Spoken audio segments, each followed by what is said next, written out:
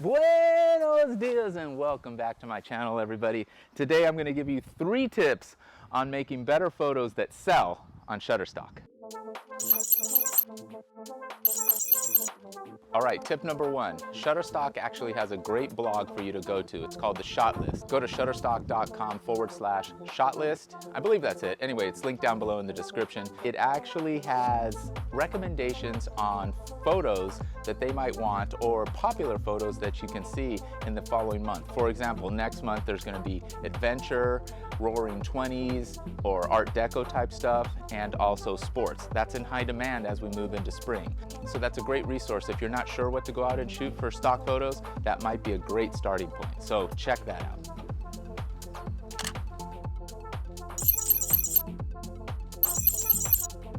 So another tip is to stay consistent. I haven't stayed consistent on Shutterstock, although I've had some decent sales. Actually, they haven't been great, but I haven't been consistent. I have, I think, a total of 147 somewhere around there photos on the actual stock photography website. That's nearly not enough. You need to get to 1,000 and more, so you have a lot of photos for people to choose from. So definitely, tip number 2, you want to sell photos, you gotta stay consistent. I haven't been consistent, I'm gonna be consistent. That's tip number 2. So tip number 3, what I'm gonna do is I'm gonna actually take all of the camping gear that I have, both the RV that I have in my driveway, I'm gonna go inside it and take some images there, and I'm also gonna take some different images in and around this tent that I put up in my backyard. That's gonna mimic a lot of the outdoor scenarios or outdoor images that people are looking for in March. So I'm taking that tip from the blog and doing it right here in the backyard. Again, you don't have to do that. Art deco was one of them, or architecture. People are looking to spruce up their houses for spring. You can actually go out and take photos out in an architectural space or a unique building or something to that effect. So remember, try to take as many photos of a single type of category, so then when you put them up on Shutterstock, you're not fumbling too much with all of the tags. That's where it can get a little bit time consuming, is having a variety of different shots, which is great, and that's what some people find cumbersome. So remember, in this case, find a category that you can take multiple photos of and stick to that category for that photo shoot or that photo session. Make sense? Okay, so what I did was I pulled out a few things for nature, for camping, for RVing. All right, so what I have here is some like s'mores kits. You can actually use this kind where you can actually put the whole s'more, which is the graham cracker, the chocolate, and the marshmallows inside, and put this whole thing in the fire. Or you can use the old-fashioned way and put the marshmallows on the tip of this thing, put it in the fire, and then smash them on the graham cracker as normally people would. So there's a variety of things you can do here. This is synonymous with camping and being outdoors. So I'm just gonna set them up here on this table. My shadowing, especially outside, isn't the greatest, but I'll have to figure out a way. I'll probably just shoot this way. I'm gonna go ahead and set these up a little bit. All right, I'm actually seeing a nice little angle. I love that right here, that the sun, which is at about a 3 o'clock sun, is giving me like a 45-degree angle shadow. I'm gonna use that to my advantage, and actually this table is really weathered, which really works well for some of these images. So I'm gonna get in tight on this image. I like that a lot.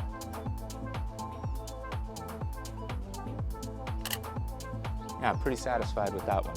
So now I'm gonna just work my way around and get 5, 6, 7, 8 shots of just this. And that way, you're not driving yourself nuts trying to find one shot at a time.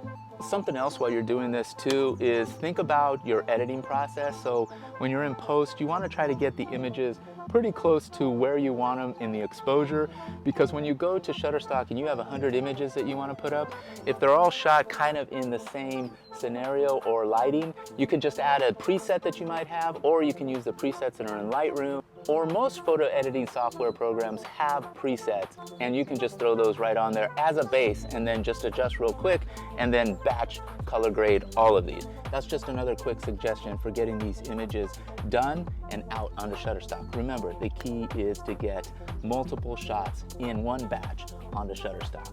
Think about what people might be using these Shutterstock or stock photos for. they might be putting them in a 2-page spread. Leave some room around the edges, the top, the bottom, the side, so they can put some print on them. So it might be for a flyer, it might be for an organization that's creating a campaign for outdoor barbecuing and just wants to kick off their spring just right. And if they have an image that they can actually affix some of their text to, it might work out for you. They might just purchase your image. Here's another suggestion.